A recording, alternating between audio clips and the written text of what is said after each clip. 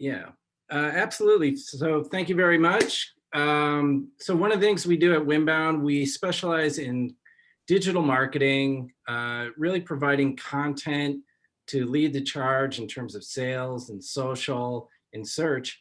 And one of the things that is part of it, we specialize in manufacturing industrial companies and help small marketing departments within that niche. But one of the big things that we like to do is collaborate with people in producing that content. And, you know, in the manufacturing industrial niche and in the spirit of collaboration and getting great educational content out there, I met Lori on LinkedIn, probably my favorite social network. And I don't know if it's Lori's, I have a feeling it might be considering how often she's on there.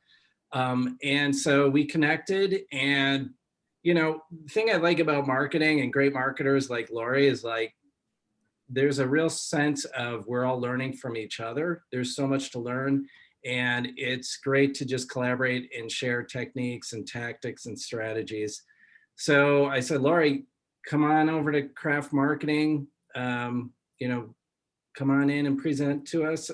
She is the leader of Keystone Click. Digital marketing, strategic digital marketing agency located in the 3rd Ward in Milwaukee. I'm going to shut up and let her talk because she's got a lot of great info to share with us. So Lori, thanks so much for taking the time to chat with us, and take it away. Awesome, thank you. Let's see, how do we stop this other guy from sharing? There we go. Okay. Share my deck now. As long as this is going to do what it, there we go. You can see my screen, yes? Yep. Awesome, fantastic, great. Thank you so much, Greg, Tony, AMA Madison, and yes, 100%. I'm a huge advocate of education and collaboration. So perfect space to be sharing my knowledge on marketing automation. And when I came and said, how do I cram in all that I know in a good, 30, 35, 40 minutes? I didn't have an answer to that question. So I'm kind of dabbling on a couple of different areas, but real quickly, Keystone Click is a strategic digital marketing agency located in the 3rd Ward.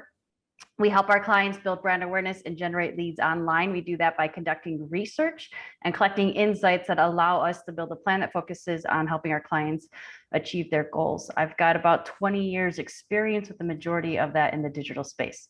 So I'm going to cover high level, what is marketing automation, really focusing on helping you match the basics of it, prioritizing some of the best practices, and then focusing on building some campaigns that convert, while also sharing some tools that I like to use. I'm positioning this from a platform agnostic approach, but I will have some examples in Sharpspring because that is the platform that we use internally. Feel free to toss questions in the chat at any time. If you'd like. As I mentioned, one of our core values at Keystone Click is education. So we encourage you to take a screenshot of something that you found interesting or valuable, post it on social media, share what you learned, and let others learn from that experience as well. And if you tag Keystone Click in it, you might be the winner of this amazing book, Secrets of Ad Agency Owners, the Biggest Marketing Mistakes I've Ever Been. Yours truly has a chapter in this book as well. So why marketing automation? Why are you here today? What piqued your interest? Throw a couple answers in the chat. What is it about marketing automation that you want to learn about? Why do you think it's important? I've got a couple insights that I've gathered on why marketing automation is important. At the end of the day, instead of performing manual, repetitive tasks and processes, you're able to automate those, which is going to give you more time to focus on strategic tasks, such as planning and design, building out goals, conducting research, building your brand, measurement, and all of these are major factors of marketing automation. So I think it's really important to be aware of that from the front end. I like this, less work in the long run, let robots do your work. That's fantastic. Definitely amplifying your efforts. And there's so much I want to cover on that. Are you using automation right now? I'm curious, do you have any platforms that you're using or that you are interested in specifically, feel free to throw those in the chat and I'll try to touch base on them if I am able to. I like this definition of marketing automation. I'm going to dive into some of the bolded words just real briefly here. So technology, obviously nowadays it's a web-based solution. There used to be more software that you would install on your hard drives to make this work. But any sort of CRM or marketing automation tools, they come in many shapes and sizes, price ranges. They can do a lot, they can do a little. So there's so many variables. And again, this is why I'm going to just kind of cover this from a high level. Manages marketing processes. And I think this statement is really important. Even though it is a broad statement, we have to understand that marketing processes consist of many things, and they have unique definitions based on every single organizational goal and objective. At its core, though, marketing processes are a mix of contacts, leads, content, and you're measuring the information that's out there. Multifunctional campaign. So I can tell you right now that our system that we're using, we have a campaign for, we call it our Guide to Profits campaign. We have our manufacturing white paper. We've got webinar attendees. We have webinars every other week, and there's an automation that goes with every single webinar that has out there. We have 2 different podcasts in-house. We've got our monthly newsletters. We have a hockey players and business outreach. We have a separate division within our organization called Bamboo Reach. So right now, that's about 8, 9, 10 different campaigns simultaneously being ran, measured, tracked, automatically pushing out their information. And that's the beauty of this, is that it's not just a one at a time type of component. And then multiple channels. Obviously, you can use these not just for email, but you can manage social media, incorporate video calls. You can even keep track of digital or direct mail activities within this digital platform. So let's dive into some of the basics. First and foremost, what's important when it comes to any sort of marketing automation is that contact list. The basics are the name, the email, company, phone, address. Those are critical, because if you need to start pushing messages out there, you need to know who it is that's receiving them. The difference between just a contact tool and automation is that you're really keeping track of the behaviors of these people in your list. So you can keep track of what type of activities that they're doing. For example, did they open an email? Did they visit a web page? Did they engage with social media? Did they download a white paper? And then it's learning. These systems are learning, and I'm going to talk about that in just a moment. But the beauty is that you can see all of the activities or their behaviors and start to learn the trends of those ideal customers and the type of activity that they're engaged in. One of the most important components, and I'm going to talk about this a little bit longer, is your list in general. So first, segmenting your list is extremely valuable from a marketing standpoint. So instead of just having one big pool, and oftentimes when we start working with a new client, I ask, what's your email list? And they're like, oh, we've got 4,000 email addresses. Great. Is it segmented? The answer is typically no. So that's okay. It's a starting point to have an established list, but segmenting your list allows you to be a little bit more strategic in what message you're putting in front of what specific audience. And there's 2 different ways in any sort of marketing automation world to have your list. So your manual list is you are manually saying, everyone that's in Madison, Wisconsin gets on this list. Or everyone that's in manufacturing, they go on this list. So you are manually segmenting your lists. Now, the dynamic list, this is where there's a lot of power, and you have to build out the automations within your platform to do this, but you do it once and it's going to work for you forever. But you can say, if someone emailed this or opened this email and clicked on this specific link, add them to this list, because this means that they're interested in this specific topic.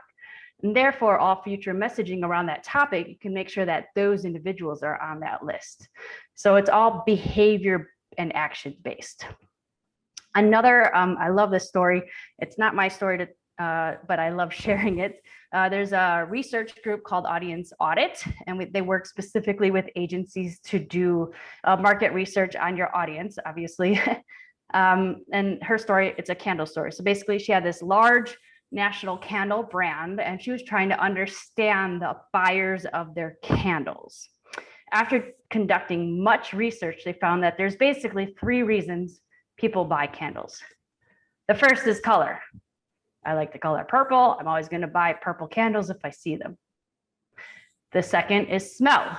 Okay, I really like the smell of lavender. So I'm always, if something smells like lavender, I'm going to buy it. The third reason, they don't care. They're buying the candle for someone else.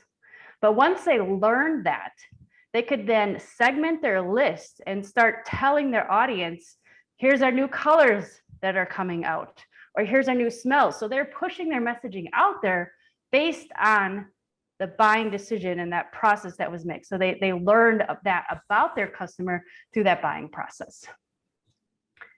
Again, focusing on the list. So this is your most important component. And if you don't clean your list regularly, it's going to become toxic. Your goal is to keep a nice clean list so that you're not going to get flagged as spam, or you're going to have really low open rates if you don't keep a strong list. So some of the things by keeping your list clean, first off, it's going to reduce your marketing costs because, you know, some of these platforms are based on the size of your list. And if you get rid of all the dead weight or the email addresses that are bouncing, or people that say, you know, they're not interested in hearing from you, you're lowering the size of that list. It'll also help you reduce the spam complaints. So you don't want to be sending messages to people that say they don't want to hear from you. But having a nice clean list is going to help you have a lower spam ratio overall. It's actually going to help you increase your open rates and your click-through rates because the majority of the people that are on a nice clean list actually want to hear from you versus just blasting people out to everyone else. So if you're wearing your marketing hat on and you're going to your boss and saying, look it, we have an amazing open rate, it's because you have a really nice clean list that you're working with. When do you want to be scrubbing your list?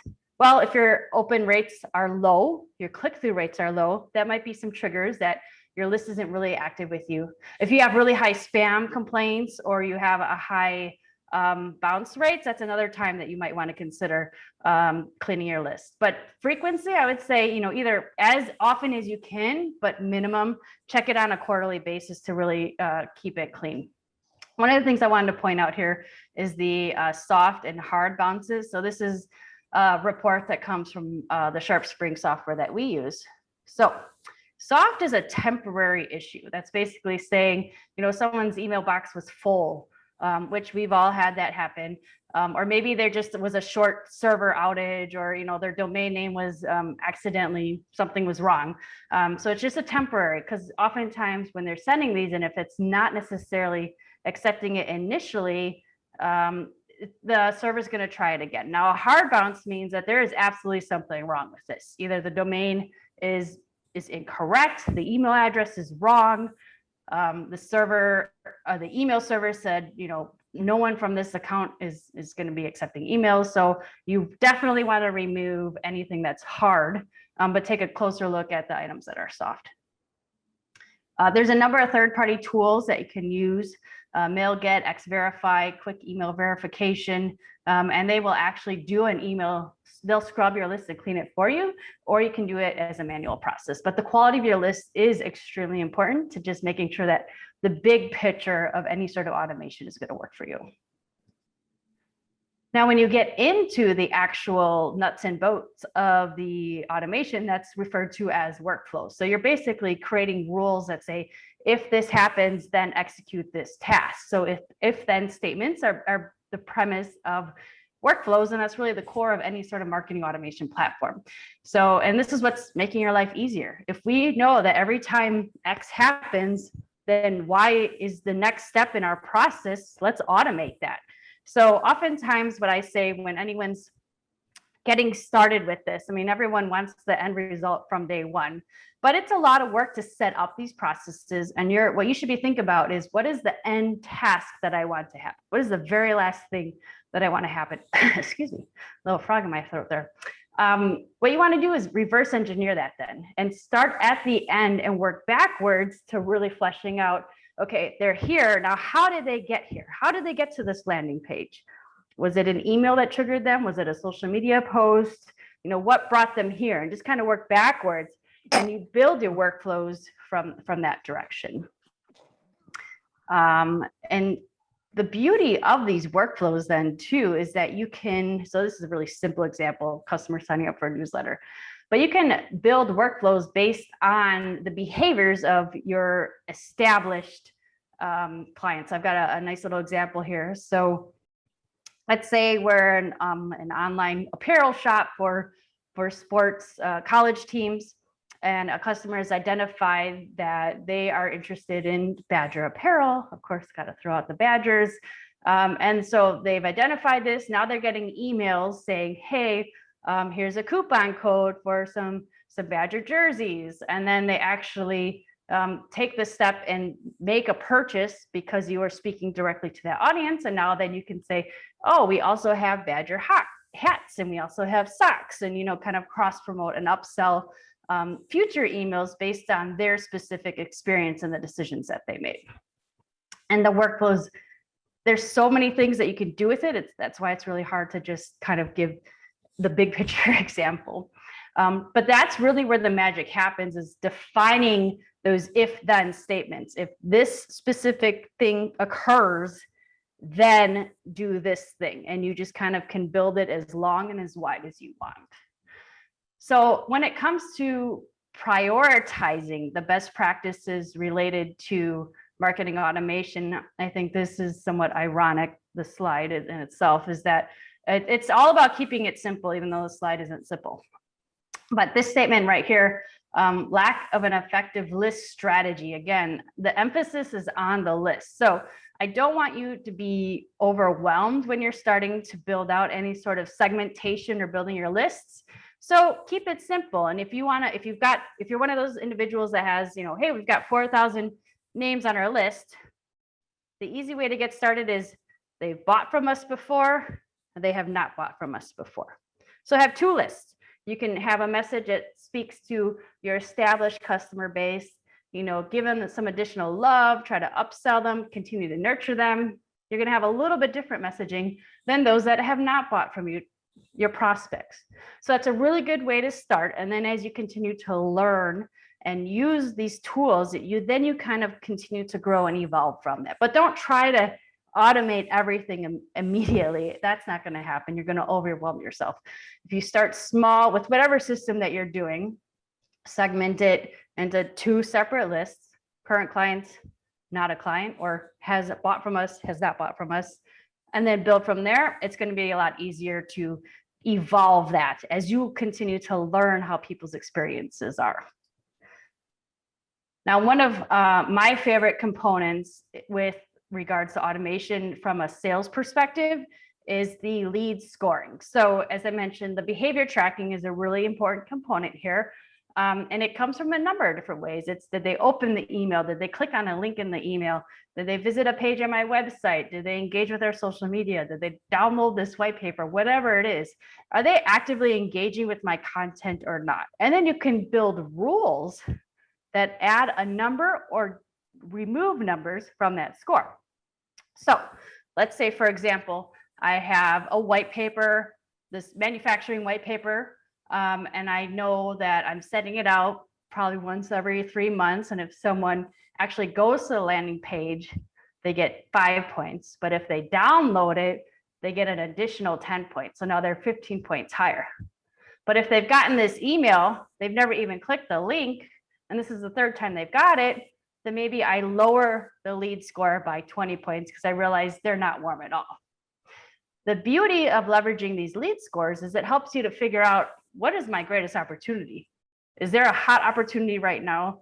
Or do I need to make some tweaks? The other thing you can leverage from the lead scoring is some of that list segmentation. So you can put and say, if anyone that has a lead score of 100 or higher, put them on this separate list. And that this is telling you these people like the content that you're creating. So you can put more information in front of them as opposed to the people that have a lower lead score. So let's talk a little bit about some of the campaigns that convert. Again, so many different things that we can dive into here, but I want to give you some juicy information that you can hopefully walk away with. So email nurturing campaigns are probably the most common forms of leveraging marketing automation. I'd say definitely the cornerstone of marketing automation. And it's a really great way to, again, learn how people are engaging with your content and the behavior that they have. You can start building out some rules for segmenting based on those emails and what they're clicking, what they're engaging with. One of the tactics that we have in our automation is even we do this with our monthly newsletters. We send out the newsletter and we see who's opened the email. And then the people that have not opened it, we resend it again and we change the subject line. And that's built in our automation. So we don't need to just as if they open the email, then don't send. But if they did open, then send this alternative version of it. And we'll do it about a week later. And that it does help increase the open rates. And we are testing the subject lines then. One of the examples that I want to share. So right now we're working with a client who has this amazing piece of research that she's crafted for her specific target audience. And she built this beautiful ebook out of it. All of her time and energy went into just creating this piece of content. And then she came to us because she says, I don't know what to do with it. I don't know how to get it in front of my ideal customer. She's got an established email list of who she wants to see this. She's just doesn't want to just send one email and say, here you go. So we've established and confirmed we've got her audience. We've segmented her list already. And we're sending out a series of emails that have a lot of not a lot, but chunks of information. And basically each email has about 3 different call to actions, one of which is to download this research. And we don't want to just push this research down everyone's throat. We're trying to add value and give them the option to download this information. Once they download this, they're getting off of that first thread of emails that are going out. And then we're putting them on a different email drip with value add information. But then we're pushing them to another call to action, which is to sign up for an upcoming webinar that she's going to be hosting. And basically, if people have downloaded this and signed up for the webinar, that's her trigger that says, this is a hot opportunity for me. So just the tracking that they even clicked on that landing page is increasing the lead score. So you can see how it can be complex or simple. Start with simple and expand from that. Now, if you've got e-commerce in your offerings, I think shopping cart abandonment emails and automations with that are just, if you're not doing that, I'd say that's a fantastic place to start. Basically, if someone has started building out their shopping cart and then they don't hit the checkout button, but you've captured their information, sending that email right away within the first hour or the next day is going to help increase that open rate. And that's just a great, the open rate, but also the conversion rate. And even little things like offering a transaction, an incentive to close the deal. Hey, here's free shipping or 10% discount offer if you check out in the next 20 minutes or whatever it is that you want to do. And the last one I think is really important and can be extremely beneficial is any sort of onboarding or welcoming, and not just for new customers and clients, but also new team members. You know, right now in today's day and age, attracting and retaining talent is extremely competitive. So making sure that that welcoming experience for both new clients and new employees, you can automate that. You can have an amazing welcome campaign that's all through email that just has all of the amazing information that you share every single time. I actually use this with our onboarding of new team members, where I've already got the marketing automation set up and it's all email, and all I have to do is here's their start date. Don't send it on weekends, but every single day for the first 10 business days, they're getting an email from me. So same thing with new clients, new customers that you have. You definitely will improve that overall customer satisfaction and minimize any sort of buyer's remorse. Okay, so tools. Again, these are not necessarily the big automation tools out there, but these are some of the favorite that I have used over the last couple of years. So if you're using Google or Gmail, Mixmax, there's a free and a paid version. There is so many amazing things that you can do with this tool. It's a plug-in to your browser. You can have email sequences, which is basically email automation. So this is the video that's showing here is that before we had the Sharpspring for my email distribution for my podcast guests, after an episode was live, I just would send the email I'd plug in the email for my guests. I'd So this is what it's doing. It's selecting the sequence, the automation that I want sent out, plugged in the name so that it just entered that information in. But then the series at the bottom of this, you'll see the series of emails. It has the date that they can anticipate getting it. There's a lot of really cool features in Mixmax from an automation standpoint if you don't want to invest in a bigger platform.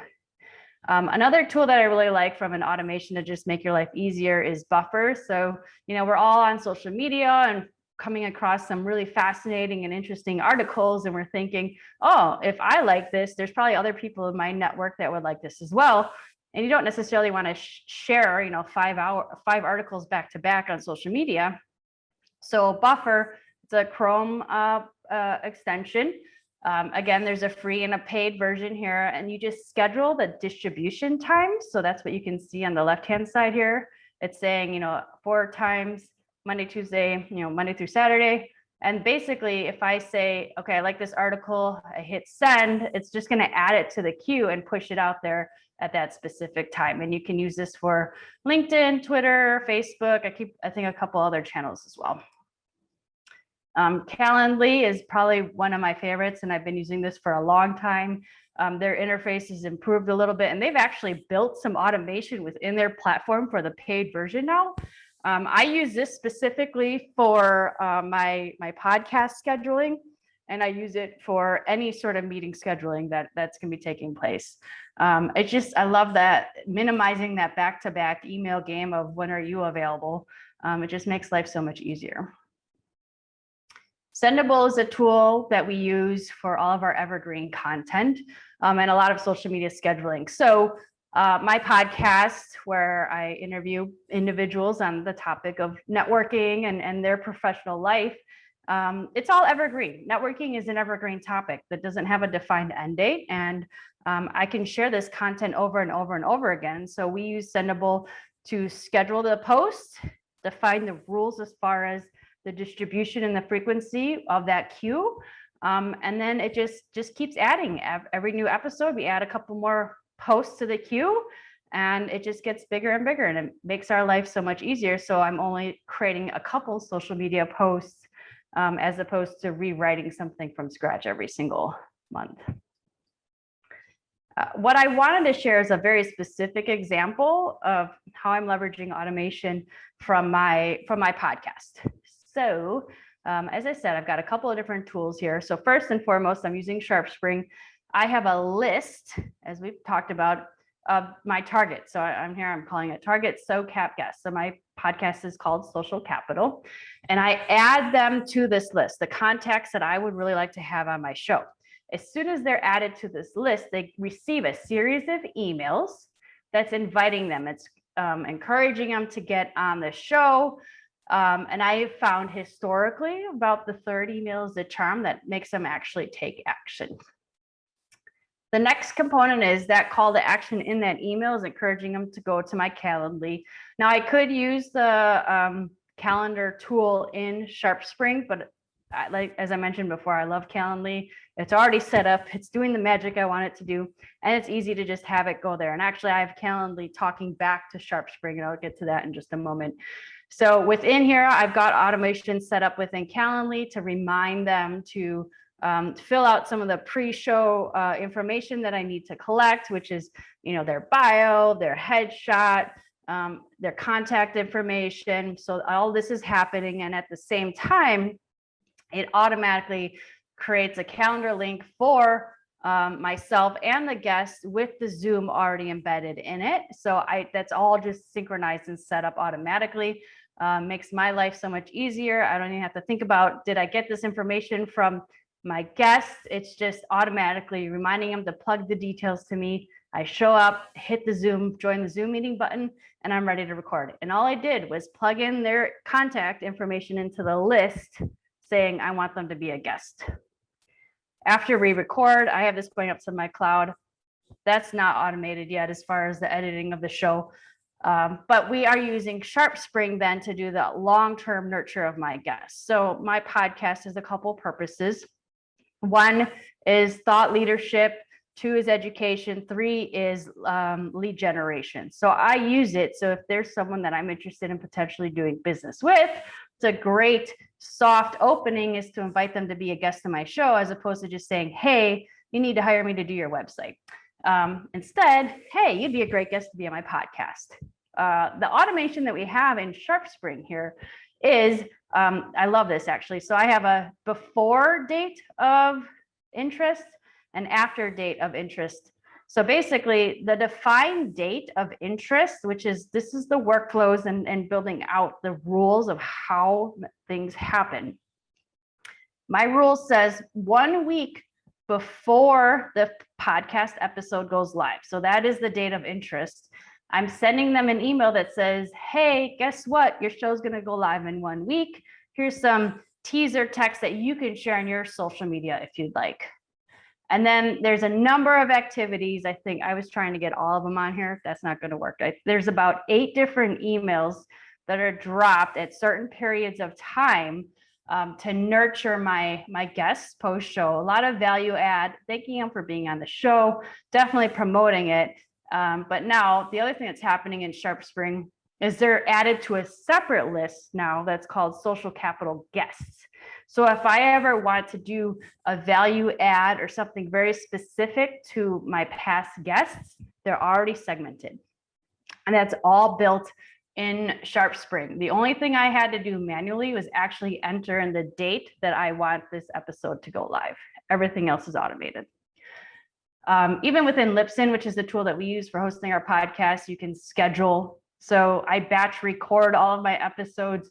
I record, 3 or 4 shows back to back, and then we edit and schedule the distribution and the release. So we know the date it's going to go live within the podcast syndication platform. So we schedule that date within the Sharpspring as well. And as I mentioned before, we then take the teaser text from that show, we publish it to Sendable, and the show is live. So hopefully that was giving you a couple pointers and teasers for you. The last thing that I wanted to touch on, so much information, is just the future of marketing automation. I think this is just fascinating.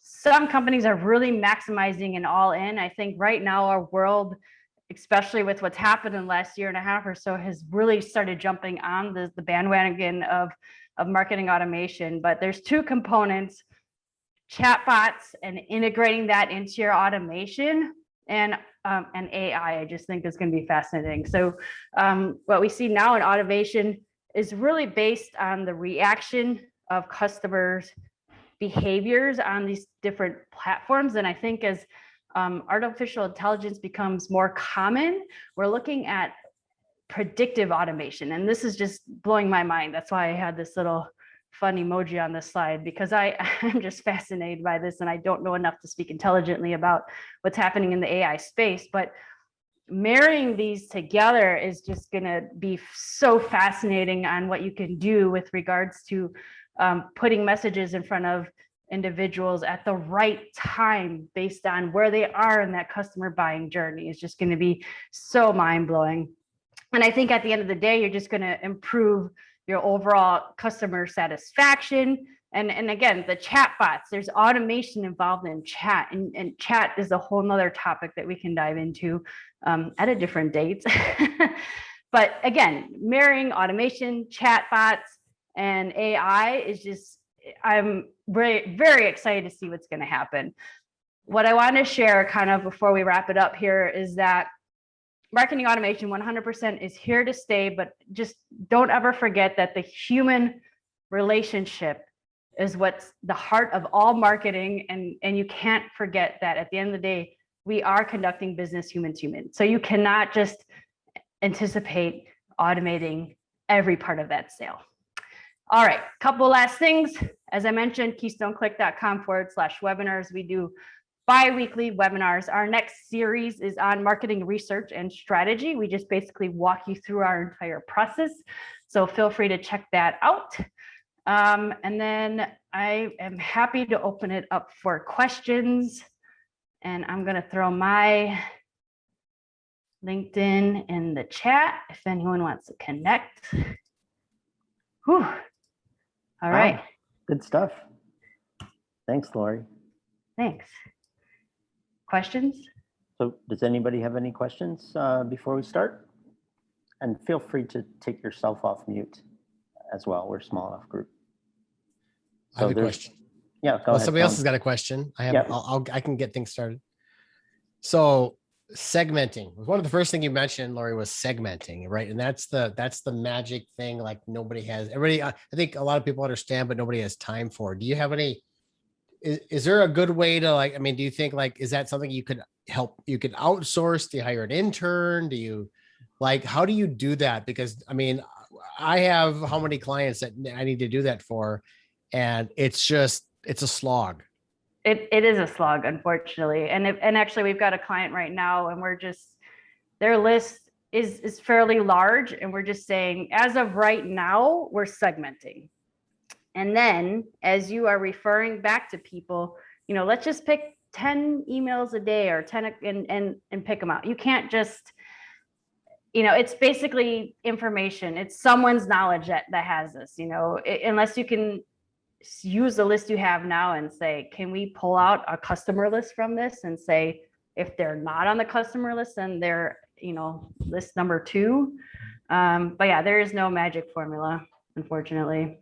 Yeah, but I think Lori, you said it earlier, start simply, right? Just, maybe just start it out, and Tony, maybe it's, new members versus old members versus prospects, that would be maybe 3 real easy ones to start with.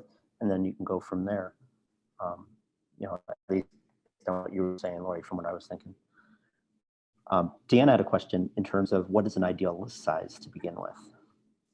That is a very generic marketing answer of it depends. Depends on what your goal is and who your audience is.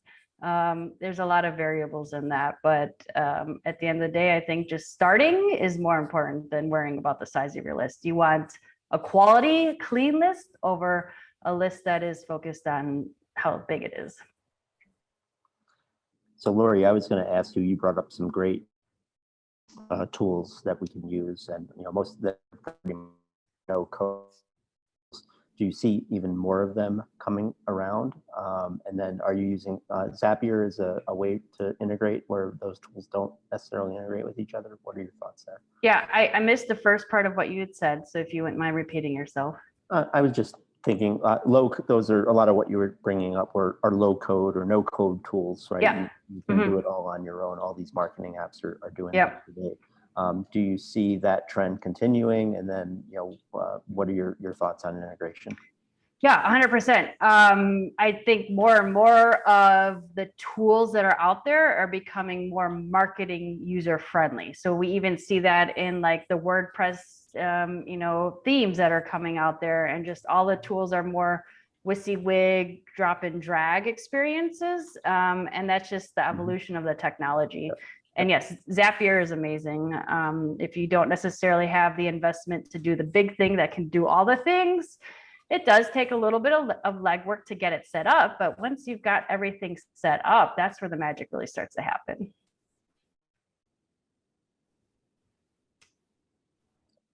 That sounds great.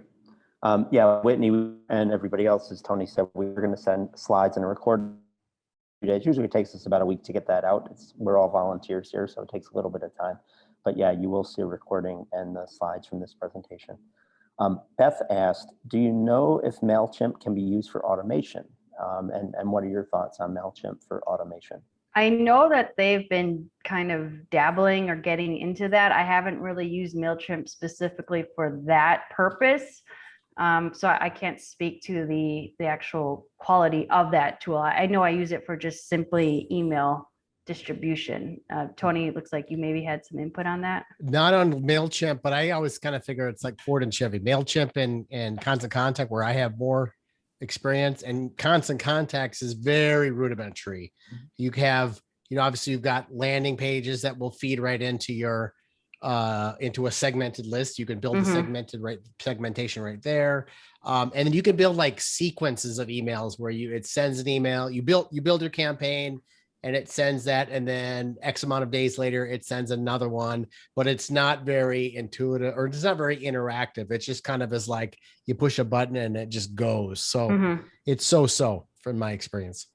So Constant Contact is actually in the process of acquiring Sharpspring, Mhm. which I think is actually Did a not know really that. smart business move on their part. Because their email marketing, their email tool, I think in general is a lot more sophisticated than what Sharpspring has for email designing and layout, but Sharpspring's stronger on the contact management side of things. So I think it's a really good acquisition on their part. I had a quick question for you, Lori. I remember hearing a presentation about somebody who was like going to have a webinar, and there's this thing about automation and like going too heavy on the automation. Like they were reluctant to hit people with too many emails, prior to the webinar. Yet when they did it, they really increased attendance. Have you, I don't know, any of your experiences with like upping the automation and upping the email, or is it, how do you figure out what to do there? Yeah, I mean, that's the beauty of leveraging like the lead scoring and tracking the behavior. And we all know marketing is a lot of trial and error. And I think it's just a matter of if you up it and it's the right people attending, then you keep doing it. We can't use ourselves as the example of how people are going to react to that. I mean, as marketers, I don't know about you, but my inbox is always stupid full and I can't stand it. But our audience doesn't necessarily have those same challenges because they're not subscribed to 800 other marketing newsletters. Cool, right. Great. Any other questions out there for Lori? Well, feel free to reach out, connect with me on LinkedIn. Happy to answer if you do. Sure. Did I start with another automation? Claudette just asked one. Yep. Did I start with another automation before Sharpspring? Yes, actually, we were on HubSpot for a while, and HubSpot is a fantastic platform. It's just a huge chunk of money. And so we did a lot of research to figure out what can do a lot of the things that HubSpot can do for a fraction of the price. And that's why we opted to go the Sharpspring route. One more question, Lori. I think one of the biggest challenges I always had with automation is keeping track of everything. Like I got like 20 automations going, and then like I'm going to change this part of our offering. Oh man, what are all the follow-up emails I got to go track down and things like that? Do you find that's an issue?